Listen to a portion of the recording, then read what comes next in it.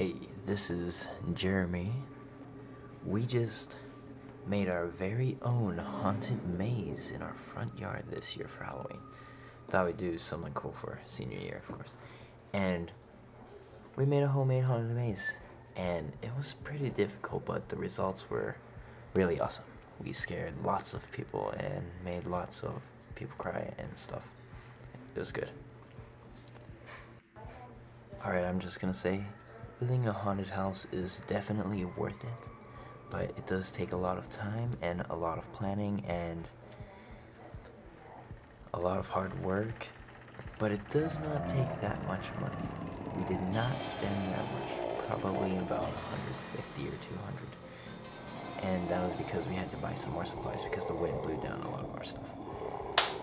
But if you have a lot of friends with masks and stuff, make a lot of good hiding spots, you don't need any of that fancy animatronics and props to scare people, because really those aren't really scary. You just need people to jump out and scare them. So where we made the haunted house, it wasn't anything really fancy. It was just in my front yard. It's not a really big yard. It's a 30 by 30, not very big. And what we basically did, we built a structure made it maze-like with these wood boards, little wood boards, and black plastic from Walmart. The black plastic is pretty cheap. It's like 10 foot high, 25 feet long, and it's only about $7. They work good as walls, and unfortunately where we live it's pretty windy, and so that made it a little hard. The wind was blowing down our walls, so we had to make slits in our walls so the wind couldn't breathe through the walls and not just push it down. And it actually gave it a pretty cool, eerie effect. You definitely need the slits. You just get some regular scissors and cut slits in the small little slits in the black plastic, because if you do not do it, it will fall down. We had a few that we didn't cut slits in, and the next day it fell down because we had some wind gusts of probably about 15 miles per hour, so it was bad. Alright, I'm going to show you a dry run of our maze in the light while the camera can still see everything, so it's not going to be as scary. This was just a dry run, so all the spots were tentative. We kind of moved around all throughout the night, and we changed our costumes a bit sometimes. But here's kind of what the maze kind of looked like. Just imagine it darker and scarier. You're welcome. Cautionary. May you come in? Okay, it's not scary so much. Ah! That's good. That was fun.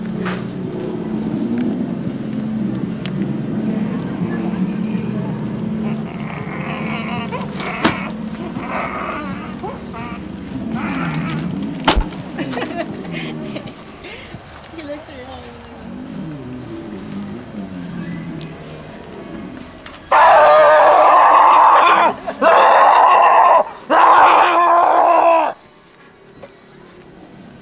That was funny. You guys.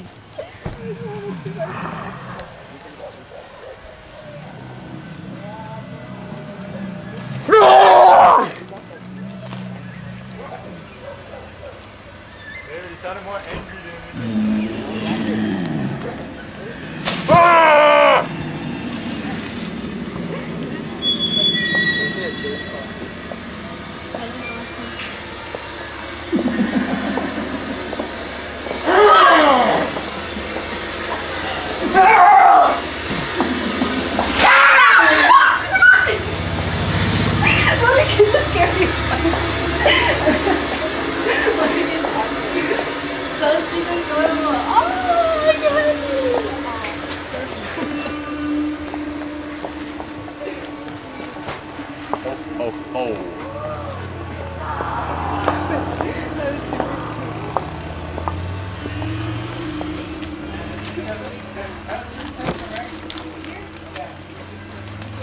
guessing it's Andy.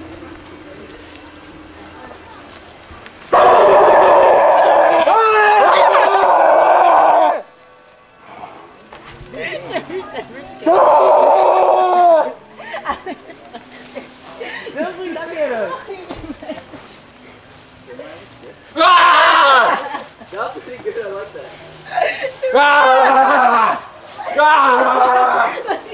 So just picture that, just a lot darker and you can't see much, and people are...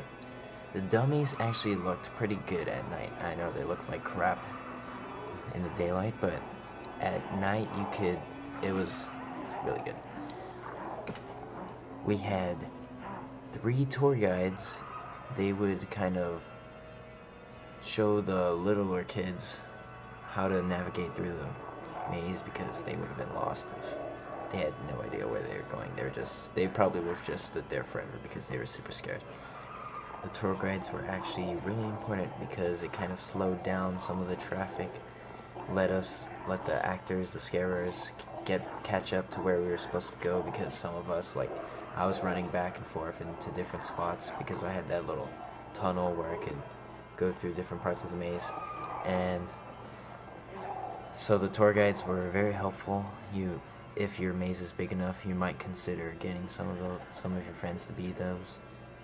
Some of you may be wondering why we put Santa Claus in there. You might be saying, what the heck, Santa Claus ain't scary, why'd you put him in a haunted maze? Well, I have news flash for you guys. Santa Claus was scary. Listening to some of the people after they went through the maze, Santa Claus was actually one of the creepiest parts of our maze because nothing happened. Playing with people's minds was more than what we could have done to them physically. They were expecting something to pop out or jump at them, and they were so scared of getting the candy from Santa Claus, they would stand there and their nerves would make the effect. The setup actually probably took us about 14 hours. We spent about 9 hours on Saturday building the structure and everything, and then some of it fell down on Sunday, so we had to put it back up because of the wind. So make sure you have those slits. I'm telling you, those things are important if you're especially in a windy place like where I live.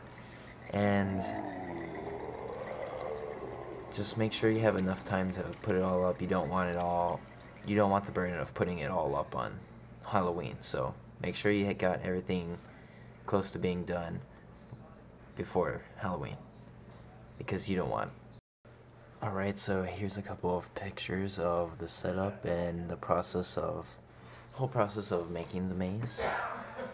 I would say the best things to buy from Walmart and Target and stuff is strobe lights. Strobe lights are awesome, and you could get them really cheap for like $5, and they work really good. And maybe like those little purple and orange Christmas lights, we used a couple of those, spider webs, and then just kind of pull with your friends a whole bunch of random Halloween decorations that you guys all have and put it all together. That's what we did. But make sure you have masks, because people are 100% way better than animatronics. Don't waste your money on those, just get some friends. Friends are a lot cheaper.